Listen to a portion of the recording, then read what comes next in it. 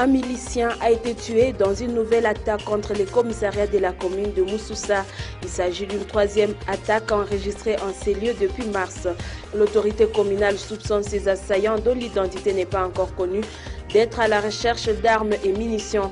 Les bourgmestres appellent les habitants à coopérer avec les services de sécurité pour démanteler ces réseaux. 8 mai, c'est vendredi, la journée internationale de la Croix-Rouge et du Croissant Rouge. Cette date, qui rappelle la naissance d'Henri Dunant, fondateur du mouvement, a été choisie pour rendre hommage à ces milliers d'hommes et de femmes qui s'engagent à secourir des populations en souffrance. À Butembo, nous allons revenir sur l'expérience remarquable des secouristes de la Croix-Rouge dans les combats contre Ebola.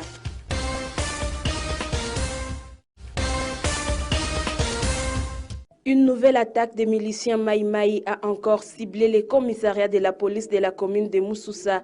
D'après des témoins, c'est vers 21 h de jeudi que des hommes armés ont lancé l'assaut contre les postes de la police avant d'être vite repoussés par des forces de sécurité commises à la garde du commissariat. L'autorité communale avance un bilan d'un mort. Il s'agit d'un milicien tué lors des accrochages. La nuit d'aujourd'hui, aux environs de 21 h, nous avons été alertés que ces malfrats encore sont revenus. Ils voulaient encore attaquer mon commissariat, mais ils ont subi la force de cette police-là et ils ont fui. La police a su quand même abattre un de ces gens et le corps à l'air reculé est à la morgue, chose que nous déplorons. Nous demandons à la jeunesse d'abandonner ce genre de comportement, de ne pas jouer avec les feux. Ces policiers qui sont à la commune, ils sont là pour garder les personnes et leurs biens. Et Dieu ne sera pas content, il ne va pas accepter que ces bandits viennent jouer avec la police et ravir ses armes. Et pour quel objectif? Peut-être aller encore une fois déranger notre population. L'attaque de jeudi soir est la troisième enregistrée depuis mars au commissariat de la commune de Moussoussa. Jusque-là, aucune identité des assaillants n'est connue. La justice populaire devient de plus en plus monnaie courante en ville de Butembo. La nuit de jeudi à ce vendredi, un jeune homme présumé voleur a été brûlé vif à Makoubebe, au quartier Keala, en commune de Boulenguera. Son corps a été levé du lieu du drame par des secouristes de la Croix-Rouge.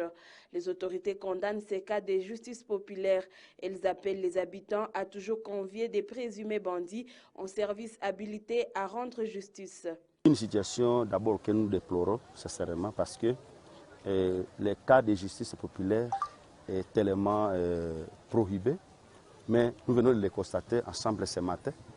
Nous avons été alertés le matin qu'il y a un présumé voleur qui vient d'être lapidé par la population, non autrement identifié pour ce moment.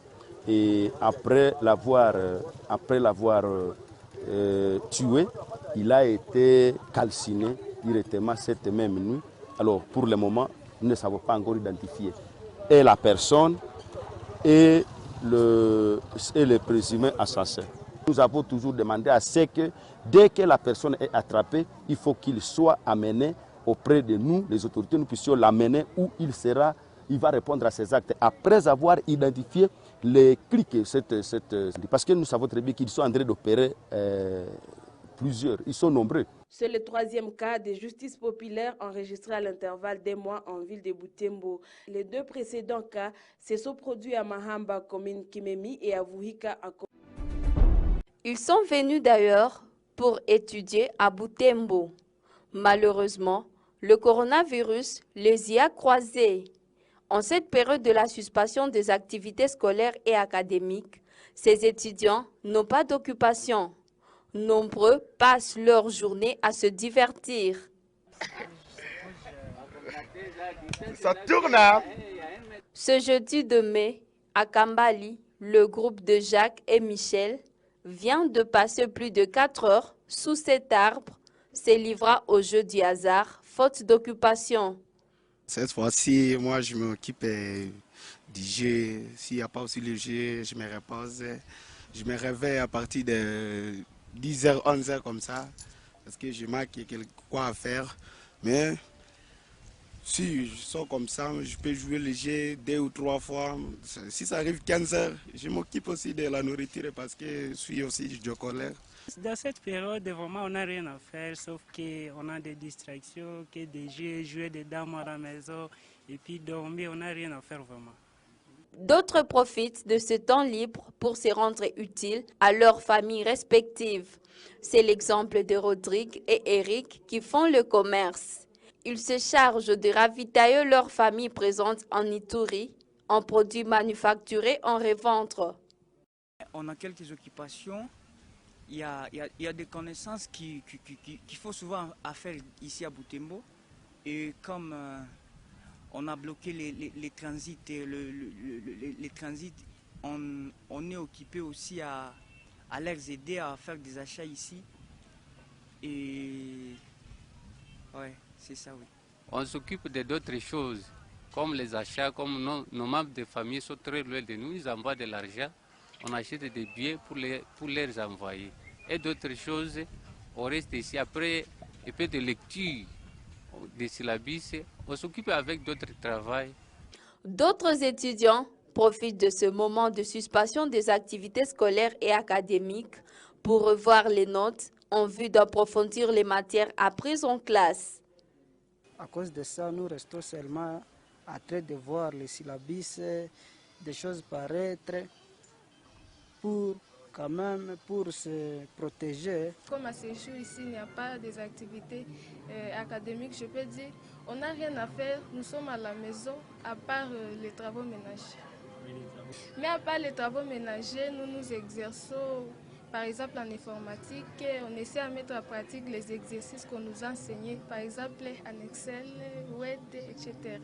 Ce n'est pas tout, d'autres encore se sont lancés dans des stages professionnels en vue de bien gérer ce temps libre. C'est l'exemple de Martin et Huguette. Ces étudiants en communication à l'UAC ont rejoint la rédaction d'une radio locale pour pratiquer la méthodologie de l'information apprise à l'auditoire. En ces jours de suspension des activités académiques, moi, comme étudiante, j'ai jugé mieux marier la théorie à la pratique. Comme j'ai fait la communication, j'ai jugé mieux passer mon temps à la radio. Avec les contextes que nous traversons aujourd'hui, comme il n'y a pas de cours, je suis d'abord stagiaire à la RTVH, stagiaire professionnel.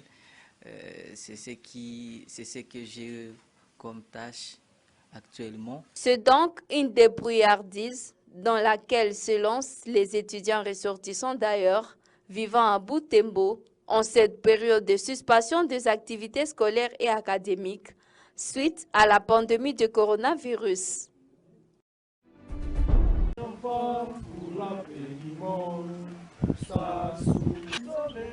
La journée mondiale de la Croix-Rouge a été célébrée ce vendredi 8 mai. La Croix-Rouge est une organisation humanitaire qui mène des actions de secours en cas de conflits et de prévention, ainsi que des sensibilisations en période épidémiologique. La date dédiée à la Croix-Rouge tombe cette année dans un contexte de double crise sanitaire au Nord Kivu, notamment celle de la pandémie de coronavirus et de l'épidémie d'Ebola. Dans la riposte contre Ebola, la Croix-Rouge assure les enterrements dignes et sécurisés. Dans une conférence de presse animée ce vendredi à Butembo, le responsable de la structure à Butembo Lubero a salué la collaboration des habitants de Butembo dans la lutte contre cette épidémie. Donc, il y a quand même une partie d'appropriation dans la communauté. Et que ce n'est pas encore tout le monde qui a compris. Il y a quand même une partie qui est encore à côté. Mais disons quand même que la communauté s'est appropriée ces activités. Vous allez vous rendre compte que quand on a commencé l'opération, il y avait beaucoup de résistance dans la communauté. Et avec l'engagement communautaire, avec la communication dans cette communauté, avec la sensibilisation, la population a compris. Et la population s'est appropriée cette riposte pour que chacun se mette dans la danse. Et si nous sommes arrivés à ce niveau ici, c'est parce que la population s'est appropriée cette riposte. C'est parce que la population a compris que nous devons accompagner ces équipes, nous devons collaborer avec ces équipes pour que nous puissions échapper à cette épidémie. La Croix-Rouge n'envisage pas réduire ses efforts d'engagement communautaire après Ebola. Elle promet maintenir son intervention dans l'hygiène et l'assainissement, ainsi que la prévention et la sensibilisation de population contre les épidémies et les pandémies. Vous voyez, nous sommes dans l'enterrement digne et sécurisé qui ne demande pas qu'on ait 5 personnes. Il faut que l'on ait des équipes. Il faut que l'on ait un grand nombre de volontaires qui vont nous aider à faire ces activités. Nous sommes dans l'engagement communautaire. Il faut qu'il y ait des volontaires qui vont sensibiliser et que ça demande aussi qu'il y ait un bon nombre. Nous sommes dans la prévention. Au niveau des hôpitaux, nous faisons le triage. Donc il faut qu'il y ait des gens qui vont faire ces activités-là. Nous sommes dans la prise en charge psychosociale. Il faut qu'il y ait des gens qui vont nous accompagner dans ces activités. La date du 8 mai rappelle la naissance de Henri Dinon, fondateur du mouvement de la Croix-Rouge. Une date choisie pour rendre hommage à ces millions d'hommes et de femmes qui s'engagent à secourir des populations en souffrance. Le groupe Academia, une structure d'encadrement de la jeunesse pour une autoprise en charge, a été reçu par l'autorité urbaine ce vendredi 8 mai. L'objectif a été de présenter le nouveau projet au numéro 1 de la ville en vue d'un soutien pour les matérialiser. Touché par les initiatives de la jeunesse, le maire demande aux jeunes à cultiver les bonnes valeurs prônées par le groupe Academia RD Congo. Que beaucoup de gens n'ont pas la chance d'accéder à des formations, mais lorsque vous, localement, vous disponibilisez ça, c'est une œuvre que nous devons encourager. Merci. Encore que notre vision dans la ville, c'est de pouvoir former une jeunesse qui va prendre de l'œuvre de ce que nous faisons. Je suis aussi jeune, mais mon souhait le plus ardent serait demain de céder la chaise à un autre jeune qui sera à la hauteur de satisfaire les besoins de cette jeunesse et aussi de pouvoir jouer des pouvoirs de transmission entre les générations. Cette réception du groupe Academia par l'autorité urbaine intervient après la visite du D la semaine dernière du ministre provincial de la Santé et du président de l'ECC Ville de Butembo au siège de la structure.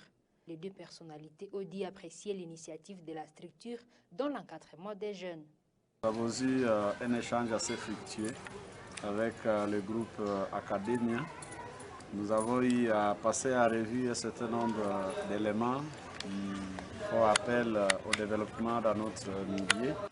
Je voulais seulement remercier le groupe Academia pour les initiatives qu'il est en train de prendre, et cela pour l'intérêt de notre jeunesse.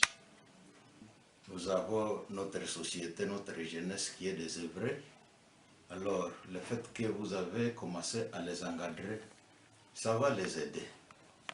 Et cela pourra aussi contribuer à l'avancement de notre ville. Cette organisation non gouvernementale œuvre à Butembo depuis 6 ans. Elle encadre les jeunes dans l'agriculture, la menuiserie, la coupe et couture ainsi que l'apiculture.